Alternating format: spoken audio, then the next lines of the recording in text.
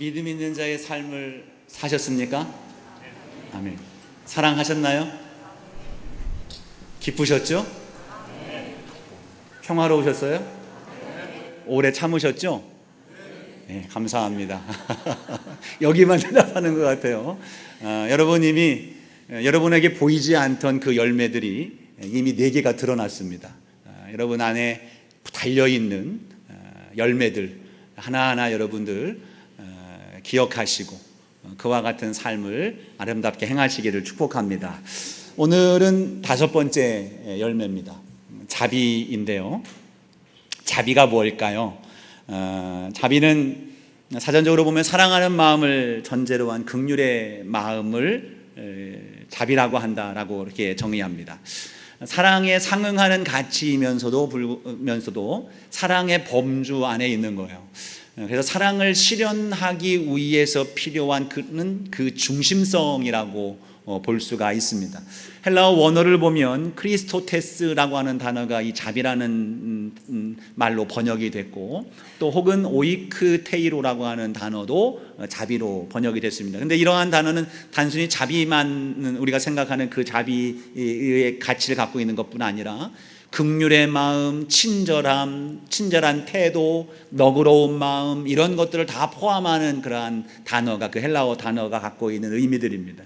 그러니까 결국 이 단어들을 종합해 보면 자비라는 것은 은혜를 베풀고 선대하고 긍휼히 여기는 마음, 즉 사랑을 전제해서 불쌍히 여기는 마음을 갖고 친절하게 은혜를 베풀고자 하는 태도, 이것이 자비라고 볼 수 있습니다.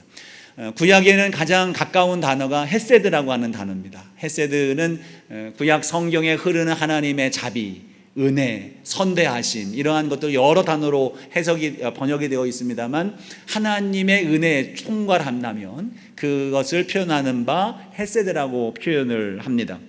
양선을 다음 시간에 나누겠습니다만, 양선과 자비를 사실 구별하기가 쉽지는 않습니다만, 양선은 행동적인 측면이 강조된다면 자비는 그 중심성의 중심이 있는 그러한 의미라고 생각하시면 될 것 같습니다.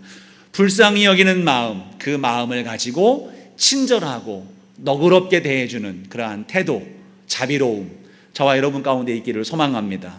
오늘 우리가 읽은 말씀은 성령의 열매를 나누는 저와 여러분에게 직접적으로 예수님이 이 자비를 권고하고 계십니다. 36절 말씀에 보니까 너희 아버지의 자비로우심 같이 너희도 자비로운 자가 되라. 너희 아버지의 자비로우심 같이 너희도 자비로운 자가 되라. 우리는 하나님의 자비하심을 다 경험했습니다. 하나님의 그 자비하심이 있었기 때문에 저와 여러분은 오늘 이 자리에 있는 겁니다. 아버지의 집을 떠나서 허랑방탕했던 탕자의 비유, 그 탕자가 아버지를 떠나서 아버지가 나누어 준 재산을 다 허비한 뒤에 자신이 살 수 있는 길은 아버지께로 다시 돌아가는 길이다라고 하는 생각을 가지고 아버지 앞에 달려갔습니다. 그리고 아버지 앞에 무릎을 꿇고 아버지 앞에 누가복음 15장 21절처럼 그렇게 고백을 합니다. 아버지, 내가 하늘과 아버지께 죄를 지었사오니 지금부터는 아버지의 아들이라 일컬음을 감당하지 못하겠나이다. 이게 우리의 마음 아닙니까? 우리의 상태였죠. 우리의 모습이었습니다. 하나님께 돌이킬 수 없는 죄를 지어서 결코 하나님의 자녀라고 일컬을 수 없는 그러한 우리였지만, 하나님은 우리에게 자비를 베풀어 주셨습니다. 탕자, 집 나갔던 둘째 아들을 품에 안으시면서 그 아버지는 이렇게 얘기를 합니다. 내 아들이 죽었다가 다시 살아났고 잃었다가 다시 얻었으니 기뻐하자. 그러면서 그 아들의 옷을, 새 옷을 갈아입히고 가장 좋은 옷을 입히라고 합니다. 그 손가락에 아들의 상징이 되는 가락지를 끼워주고 벗겨진 그 발에 신을 신기우고 송아지를 잡아서 잔치를 벌어주시는 그 아버지의 자비로움, 그 자비로움이 저와 여러분 가운데 임하였기에 우리가 구원을 받고 하나님의 자녀라 일컬음을 받는 복된 인생이 된 줄로 믿습니다. 그러므로 이러한 은혜를 입은 너희들이여, 36절 말씀 다시 보시면, 너희 아버지가 너희에게 자비로우심을 베푼 것처럼 너희도 자비로운 자가 되어라. 너희도 이 은혜를 베풀어라는 겁니다. 은혜를 받아보지 않은 사람은 그 은혜를 행할 수가 없습니다. 그 은혜를 받지 않은 우리에게 주님은 이 명령을 하실 이유가 없는 거예요. 반대로 말하면 마땅히 그 은혜를 입은 자이기 때문에 마땅히 그러한 삶을 살아야만 된다는 것을 말하고 있어요. 살 수 있다, 살고 있다는 거예요. 살게 된다는 겁니다. 시간 말씀을 드립니다만 우리는 예수님을 믿음으로 말미암아 구원함을 입었고, 구원함을 입음과 동시에 성령 하나님께서 우리 안에 내주하십니다. 성령께서 내주하심으로 말미암아 예수 그리스도의 성품이 우리 가운데 드러나기 시작하는데, 그것이 성령의 9가지 열매입니다. 그 가운데 오늘 나누는 말씀이 자비로움입니다. 자비이죠.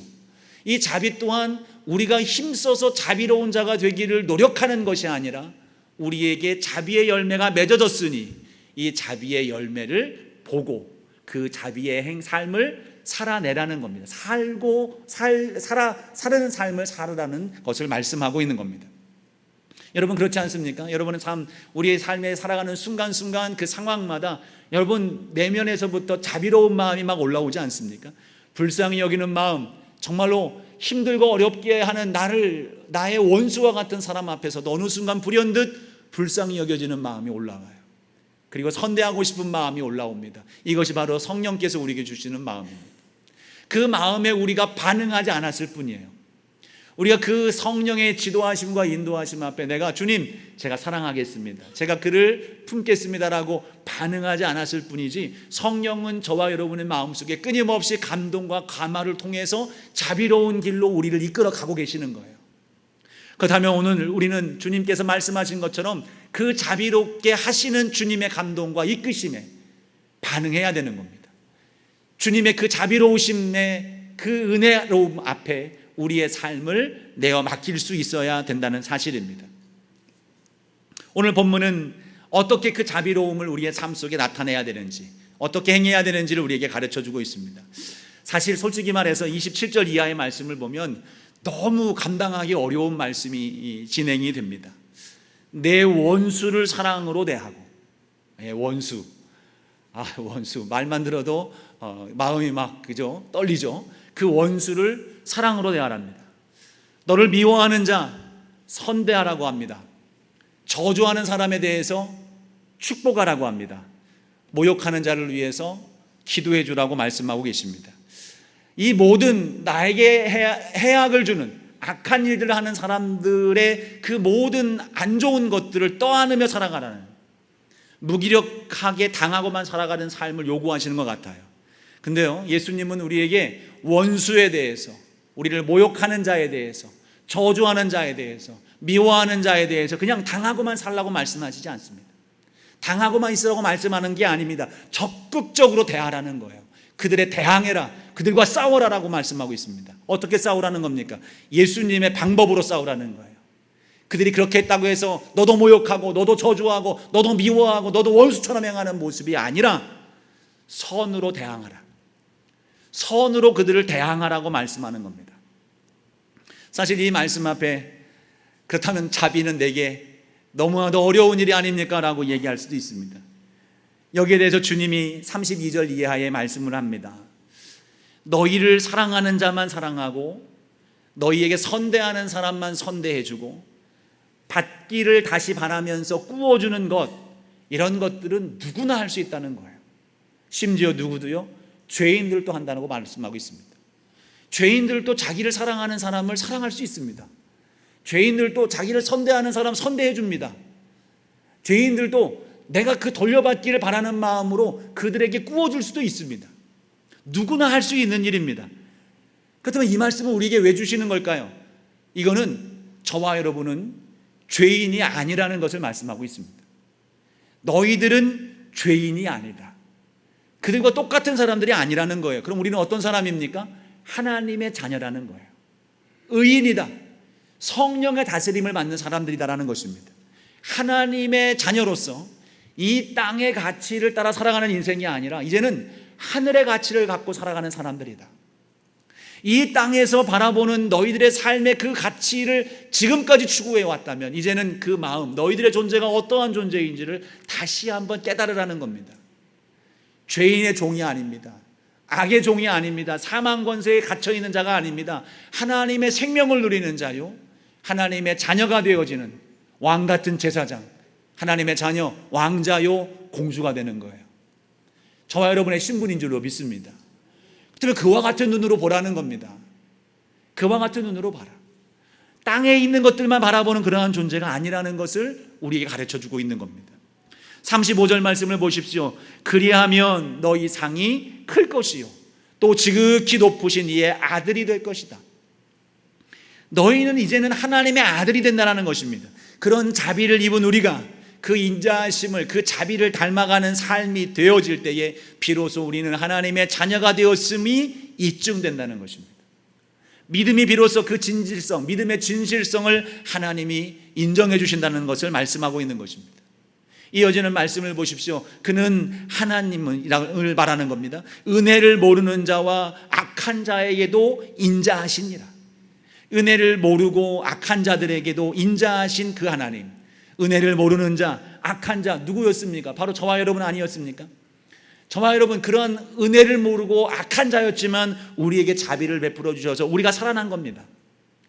마태복음에 보면 병행구절이에요. 같은 맥락으로 주시는 말씀 5장 45절 말씀에 보면 이렇게 말씀합니다. 하나님이 그 햇빛, 태양을 말합니다. 그 해를 악인과 선인에게 비추시며 비를 의로운 자와 불의한 자에게 내려주심이라. 하나님은 불의한 자와 의로운 자 모두에게 공평하게 햇빛과 비를 내려주시는 자비로우신 하나님입니다. 그렇기 때문에 저와 여러분도 살 수가 있었던 거예요. 여러분 돌려서 한번 생각해 보십시오. 우리의 원수와 같은 사람들, 우리에게 원수가 없죠? 여러분 없을 겁니다. 미워하는 자, 여러분 우리를 저주하는 사람들, 여러분 누군가가 그 사람들 있다고만 생각했지만 여러분 돌려서 생각해 보십시오. 나도 어느 순간 나도 모르는 사이에 누군가의 원수가 되어 있을 겁니다. 누군가의 미워하는 사람이 되어 있을 거예요. 누군가를 모욕하는 사람이 되어 있는 우리의 모습일 수도 있습니다. 그렇다면 그러한 미워하고 모욕하고 원수 같은 우리의 존재였다면 우리는 결코 은혜를 받을 수 없는 존재가 된 거예요. 그러나 하나님은 그럼에도 불구하고 의인과 악인에게 모든 자에게 골고루 자비를 베풀어 주셨기에 저와 여러분이 구원함을 입게 되었고 오늘 하나님을 예배하는 거룩하고 아름다운 주의 자녀가 된 줄로 믿습니다. 그러므로 우리는 하나님의 은혜를 모두 받은 자로서 그 은혜를 받은 자처럼 은혜를 베푸는 자가 되어져야 된다는 것을 예수님이 우리에게 말씀하고 있는 겁니다. 자비를 베푼다고 했을 때 여러분 돌려말하면 우리에게 당한 어떠한 일들에 대해서 복수하지 않는다는 걸 말하고 있습니다. 복수하지 않고 똑같이 그들에게 되갚아주지 않으면 여러분 어떤 생각이 듭니까? 정의의 문제가 대두가 됩니다. 사필규정, 권선징악 이런 말들로 우리는 이 세상의 도덕적 가치를 세워가고 이 세상의 질서를 유지하는 가치, 그럼 무너지는 거 아니겠습니까? 그렇게 생각할 수가 있습니다. 여기에 대해서 잠언 기자는 이렇게 말합니다. 잠언서 20장 22절 말씀에 이렇게 말합니다. 너는 악을 갚겠다 말하지 말고 여호와를 기다리라. 그가 너를 구원하시리라. 로마서에서는 이 역시 복수는 하나님의 영역이라고 말하면서 12장 19절에 이렇게 말씀을 합니다.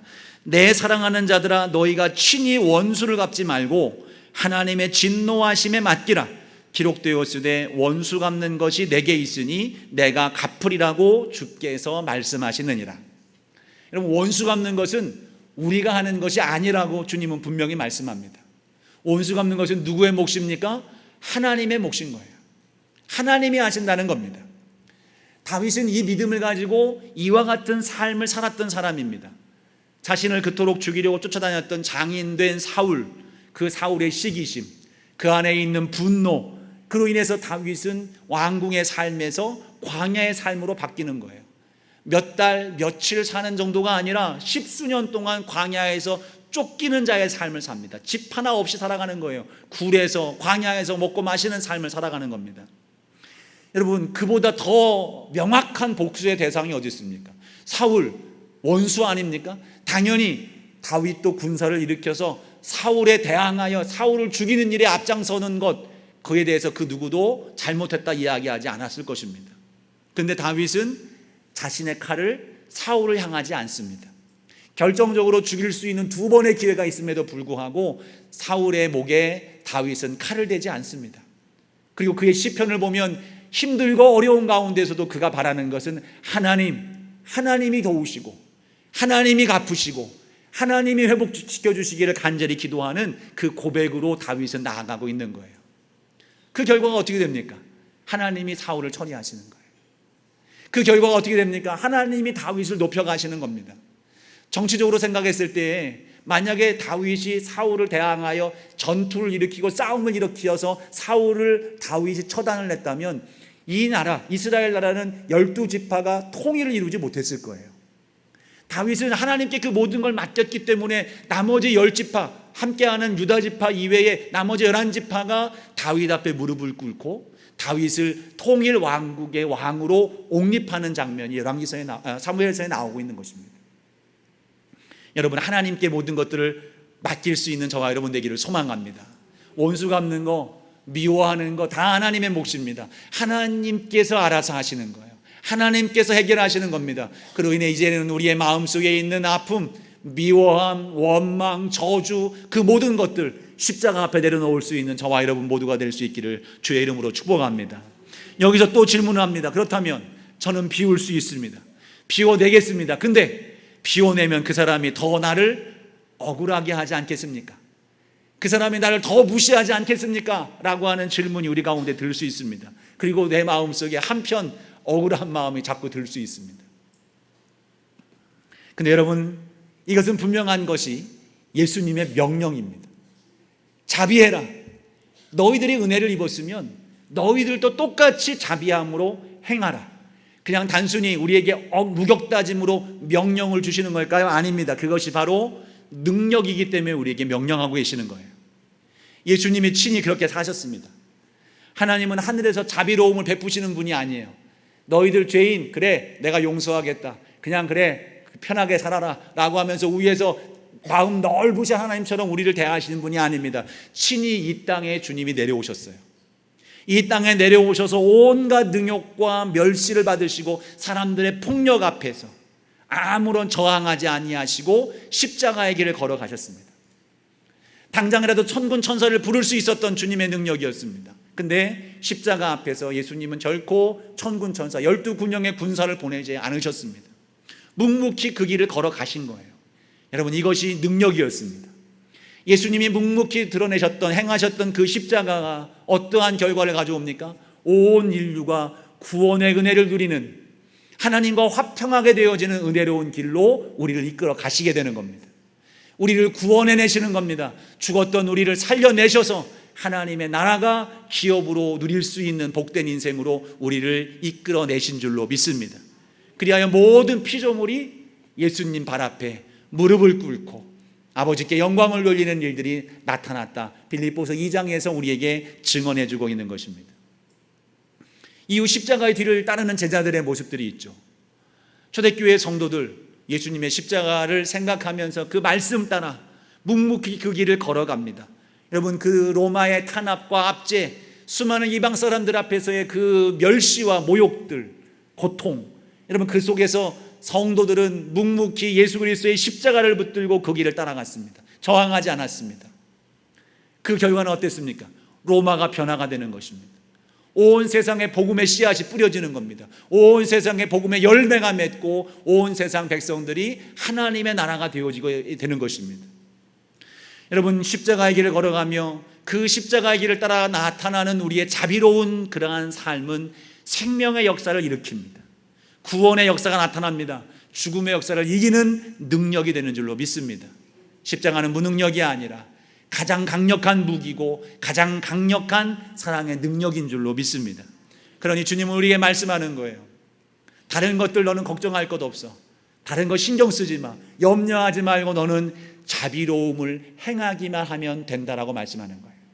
나머지 모든 것들은 하나님이 처리하시고 나머지 모든 것들은 하나님이 변화시키시고 하나님이 역사를 이루어 간다라고 말씀하며 우리에게 자비를 요구하고 계시는 겁니다. 여러분, 다시 말씀드립니다. 저와 여러분은 이미 자비가 시작된 사람들입니다. 자비의 열매가 맺어진 사람들이에요. 그 열매를 바라보면서 여러분이 그러한 자비를 행할 수 있는 존재라는 사실을 깨닫고 자비로 이끄시는 성령님의 인도하심을 따라 여러분의 생활, 그 삶을 내어드릴 수 있기를 주의 이름으로 축복합니다. 또한 기도하십시오. 28절 말씀에 보면 여러 가지 우리가 어떻게 행할지에 대해서 말씀하면서 마지막 모욕하는 자를 위해서 기도하라고 했는데, 감당할 수 없는 그 상황 속에서 우리가 할 수 있는 일은 아무것도 없습니다. 주님 앞에 무릎을 꿇고 기도하는 일뿐입니다. 주님께 무릎 꿇고 기도하는 순간 내 안에, 내 삶 속에 여러분 평화롭지 못했던 내 심중에 평화가 임하게 되는 겁니다. 사랑이 싹트기 시작하는 거예요. 자비로운 마음이 나를 지배하기 시작합니다. 그래서 그 길을 따라 행하게 되는 거예요. 그래서 기도하는 자, 능력이 있는 자고, 기도함을 통해서 성령의 열매가 우리의 삶에 드러남을 우리는 분명히 보게 될 줄로 믿습니다. 그러면 어떻게 해야 되느냐? 구체적으로 오늘 말씀 29절부터 31절까지 말씀의 실천편을 말씀하고 있습니다.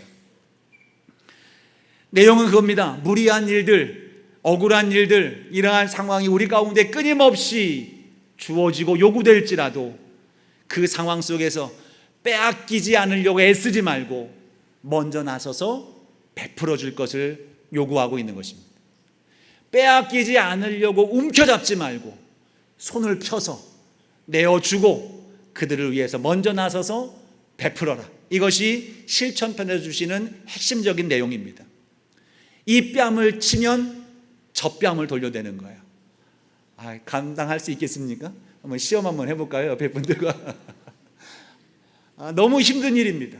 유대 랍비의 가르침 속에 보면 모욕을 주는 행동이 뺨을 치는 행동이다.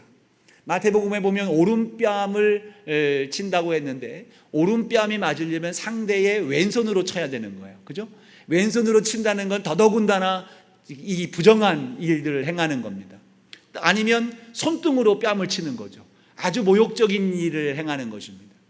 근데 그러한 뺨을 맞았을 때에 우리가 할 일은 이 뺨을 맞지 않기 위해서, 뺨을 때린 일에 또 뺨을 때리기 위해서 달려드는 것이 아니라 다른 뺨을 돌려대라는 거예요. 너를 무시하고 너를 비하하고 모욕 주고 중상하고 모략하고 이러한 상황 앞에서 너를 자꾸 드러내고 변명하고 이것이 아닌 것을 나타내려고 애쓰지 말라는 겁니다. 그냥 주님께 맡기고 그 삶을 받아들일 것을 말하고 있는 거예요. 디모데전서 5장 24절 25절 말씀에는 이렇게 말씀합니다. 어떤 사람들의 죄는 밝히 드러나 먼저 심판에 나가고 어떤 사람들의 죄는 그 뒤를 따르나니 이와 같이 선행도 밝히 드러나고 그렇지 아니한 것도 숨길 수 없느니라. 억울하십니까? 수치스러우신가요? 여러분, 믿음으로 자비로운 마음으로 그 상황을 이겨낼 때에 여러분 주님께서 그 억울함을 보상하실 줄로 믿습니다. 우리의 진심을 주님께서 드러나게 만들어 가시는 거예요. 그 선함을 주님께서 나타내 주시는 겁니다. 그 악한 것들을 주님께서 멸하여 주시고 처리해 주시는 은혜를 우리에게 베풀어 주실 줄로 믿습니다. 수치스러움과 모욕 앞에서도 자비로움으로 설 수 있는 저와 여러분 되기를 소망합니다. 두 번째로는 겉옷을 빼앗는 자에게 속옷도 거절하지 말라. 그 당시 겉옷, 이스라엘 백성들에게는 매우 소중한 것들이었어요. 히마티온이라고 해서 모포와 같은 옷인데 가난한 사람들에게 절대로 이것은 그의 몸을 보호하는 것이니 빼앗지 말라고 출애굽기 22장에서도 말씀하고 있어요. 빚을 졌어도 속옷은 빼앗을지언정 겉옷은 빼앗아 가지 말라고 이야기하고 있는 거예요. 여러분, 돌려 말하면 이것은 무엇입니까? 우리가 주장할 수 있는 당연한 권리를 말하는 거예요. 율법에서도 보장하고 있는 권리, 그조차도 빼앗기는 상황이 있을 때에 그것을 빼앗기지 않으려고 움켜잡지 말고 내어줄 수 있는 그 자비로움을 너희가 가질 것을 말하고 있는 거예요. 실망하는 중에 어떤 권사님의 간증을 들었어요. 수십억의 그러한 그 어떤 그 회수금이 돌아오지 않으니까 회사가 부도가 나는 상황에 처하게 됩니다. 이것을 회수하려고 부단히 소송을 하고 힘쓰는 거예요. 소송에도 수억의 돈이 드는 그런 엄청난 그런 비용이 듭니다. 근데 재판에서 이겼는데도 이 돈이 회수가 되지 않는 거예요. 억울함이 있고 분통이 터지고 얼마나 눈물을 흘리면서 그 시간을 보냈겠습니까? 어느 날 그 마음속에 감동이 오는 것이죠. 그 모든 것들을 포기해야 되겠다. 수십억이 되는 돈을 포기해야 되겠다라고 그 순간 다 포기하고 내려놓습니다. 권사님의 간증 속에 그 포기하는 순간 마음속에 평안이 오기 시작했다는 거예요. 이것을 포기하는 순간 자유로움이 오는 거예요. 그러면서 하나님 말씀이 뭐라고 말씀하냐? 그 포기가, 그 내려놓음이 나를 살렸습니다. 내가 살아날 수 있는 길, 나의 권리를 주장하지 아니하고 이것을 내려놓고 자비로움으로 대할 때에 내 안에 평강이 오고 내 안에 자유로움이 오며 나를 살릴 수 있는 능력으로 우리 주님은 우리를 인도해 주실 줄로 믿습니다.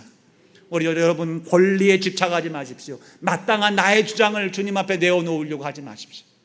예수님은 마땅히 권리가 있었습니다. 마땅히 할 수 있는 그러한 능력도 있었습니다. 근데 예수님은 주님 앞에, 십자가 앞에서 하나님 앞에 기도하면서 뭐라고 말씀합니까? 하나님, 나의 원대로 하지 마시고 아버지의 뜻대로 하십시오. 나의 원대로 하지 마시고 아버지의 뜻대로 하십시오라고 그 고백과 동시에 우리 주님은 그 십자가를 승리로 이어낼 수가 있게 되었습니다. 마태복음에는 하나가 더 추가됩니다. 마태복음 5장 41절 말씀에 보면 이렇게 말해요. 누구든지 너로 억지로 오리를 가게 하거든 그 사람과 십리를 동행해라. 억지로 오리를 가게 하면, 그 당시 로마의 그러한 압제 아래에 있었기 때문에 이스라엘 백성들은 로마의 군병이 무엇인가 부당한 의무를 지워줄지라도 그 일을 행할 수밖에 없는 거예요. 구레네 시몬, 예수님께서 십자가를 짊어지고 그 겟세마네 동산을 골고다 언덕을 올라가실 때에 구레네 시몬을 로마 군병이 예수님의 십자가를 대신 짊어지도록 끌어왔습니다. 그는 저항할 수가 없습니다. 어쩔 수 없이 끌고 가는 거예요. 여러분, 억지로 끌고 갔던 그 십자가, 구레네 시몬에게 어떤 은혜가 임합니까? 그 자손들이 하나님의 은혜를 입어서 교회의, 초대교회의 감독들이 되어지는 놀라운 역사를 경험하게 되는 겁니다. 그 가정에 구원의 은혜가 임하게 되는 거예요. 우리에게 부당한 짐을 지워줬다 해서 여러분 부당하다 생각하지 마시고, 오리를 가게 하면 십리를 동행할 수 있는, 더 많은 것들을 베풀 수 있는 너그러운 마음이 저와 여러분 가운데 있기를 소망합니다. 30절 말씀 또 얘기를 합니다. 내게 구하는 자에게 주며 가져가는 자에게 달라고 하지 마라. 필요한 자, 궁핍한 자를 불쌍히 여기고 도와주라는 거예요. 그 줄 때의 마음은 받을 것을 기대하지 말고 도와주라는 겁니다. 이것이 자비라는 겁니다. 룻기에서 곤고한 상황에 나오미와 룻의 가정이 처해져 있습니다. 그 누구도 그 과부의 가정을 돌보지 않습니다. 어찌 보면 그 동네 사람들은 어려울 때, 그 흉년이 들었을 때에 고향을 떠나 이방 땅에 들어가서 자기의 재산을 지키려고 힘썼지만 모든 것을 잃고 돌아온 나오미의 가정을 손가락질하고 있었을 수도 있습니다. 아무도 돌보지 않아서 그들의 살아가는 삶이 막막한 그때에 보아스라는 사람이 나타나게 돼요. 보아스는 하나님의 상징적 모습으로서 헤세드, 자비를 그 가정에 베풉니다. 아무도 도와주지 않습니다. 도와줘봤자 아무런 유익도 나타나지 않습니다. 그 가정에 보아스는 그 자비를 베풀어서 식량을 주고 그 가정의 주권, 그 땅을 다 회복시키는데 앞장서서 도와주는 일들을 감당하게 됩니다. 나의 손실을 무릅쓰고도 그 가정을 도와줄 수 있는, 되돌려 받는 것을 기대하지 아니하고 그들을 불쌍히 여겨서 그들을 섬길 수 있는 보아스에게 어떤 은혜가 임합니까? 그 가정에 다윗이 나게 되는 겁니다. 그 가문에 예수 그리스도가 이 땅에 오는 통로로서 쓰임받는 좋은 믿음의 가문이 되는 것입니다. 저와 여러분, 주님 앞에 우리의 고백 돌려받지 아니하도 감사합니다 고백하며 도울 수 있는 그러한 자비로움이 저와 여러분 가운데 있기를 소망합니다. 이러한 자비의 결말은 무엇일까요? 손해보고 속 터져서 감정만 터지는 그러한 모습일까요? 아닙니다. 37절과 38절 말씀에 보면 아버지의 자비로우심으로써 자비를 행한 자에게 나타나는 결말을 말씀하고 있습니다. 함께 읽어보겠습니다. 시작. 비판하지 말라. 그리하면 너희가 비판을 받지 않을 것이요. 정죄하지 말라. 그리하면 너희가 정죄를 받지 않을 것이요. 용서하라. 그리하면 너희가 용서를 받을 것이요. 주라. 그리하면 너희에게 줄 것이니 곧 후히 되어 누르고 흔들어 넘치도록 하여 너희에게 안겨주리라. 너희가 헤아리는 그 헤아림으로 너희도 헤아림을 도로 받을 것이니라. 아멘. 우리가 행한 대로 용서받는 거예요. 우리가 행한 대로 비판받지 않는 것입니다. 우리가 행한 대로 정죄받지 아니하는 은혜가 임합니다. 그뿐입니까? 그 행한 것을 더 넘어서서 후히 되어서 누르고 흔들어서 넘치도록 우리의 삶 가운데 안겨주신다고 오늘 우리에게 약속하시며 말씀해 주고 있습니다. 여러분, 이 말씀을 믿으시기를 주의 이름으로 축복합니다. 믿으십시오. 주님은 이렇게 말씀하시고도 안타까운 마음으로 이 은혜의 말씀을 외면하는 사람들에게 말씀합니다. 우리가 읽지는 않았습니다만 46절 말씀이에요. 오늘 6장 46절 이렇게 말씀을 합니다. 너희는 나를 불러 주여 주여 하면서도 어찌하여 내가 말하는 것을 행하지 아니하느냐. 자비로우라고 말씀을 했는데 왜 자비를 행하지 아니하느냐. 그렇지 않으면 49절 말씀, 듣고 행하지 아니하는 자는 주추 없이 흙구이기에 집 지은 사람과 같으니 탕류가 부딪힘에 집이 곧 무너져 파괴함이 심하니라 하시니라. 우리가 자비를 행할 때에 후이되어 누르고 흔들어 넘치도록 주신 하나님의 은혜가 임하지만 우리가 그 말씀을 따르지 아니할 경우 무너져 파괴되고 그 붕괴될 수밖에 없는 결말이 우리의 삶에 나타날 수 있다는 것을 우리는 기억해야 될 것입니다. 참된 용기, 진정한 용기 어디에 필요하겠습니까? 나를 미워하는 자에게 복수하는데 그것도 물론 용기가 필요하겠습니다만 우리의 진정한 용기는 바로 나 자신을 내려놓고 자비로운 삶을 사는 데 필요한 것입니다. 참된 용기는 십자가 지신 예수 그리스도를 따라서 나도 죽은 자입니다라고 고백하며 내 모든 권리를 내려놓고 내 모든 자존심을 내려놓고 주 예수께서 가신 그 길을 나도 함께 걸어가는 데 있어서 용기가 필요한 것입니다. 선으로 악을 이기는 데에, 원수를 사랑할 수 있는 데에 용기가 필요하고 미워하는 자를 선대하는 데에 용기가 필요하며 나를 저주하고 모욕하는 자를 축복해주고 그를 위해서 기도해주는 데에 정말로 용기가 필요한 것입니다. 이것이 참된 용기인 거예요.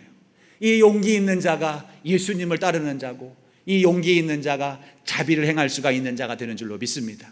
이 용기를 따라 성령이 주시는 감동을 따라서 행할 때에 선한 하나님의 열매가 저와 여러분의 삶의 일상처럼 아름답게 열매 맺게 될 줄로 믿습니다. 주님 앞에 더 가까이 나아가십시오. 주님의 도우심을 간구하십시오. 성령님의 감동에 따라 여러분 눈을 질끈 감고 주님이 하십시오 맡기며 주님의 길을 따라가십시오.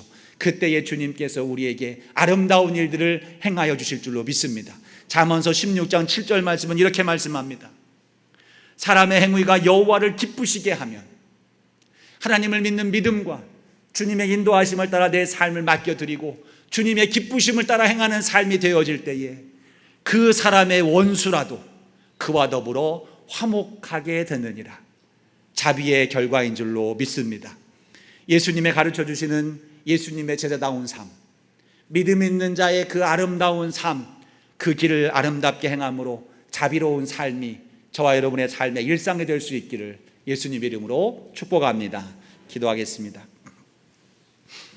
하나님, 우리에게 성령의 충만하심을 따라 자비로운 삶을 살게 하여 주시옵소서.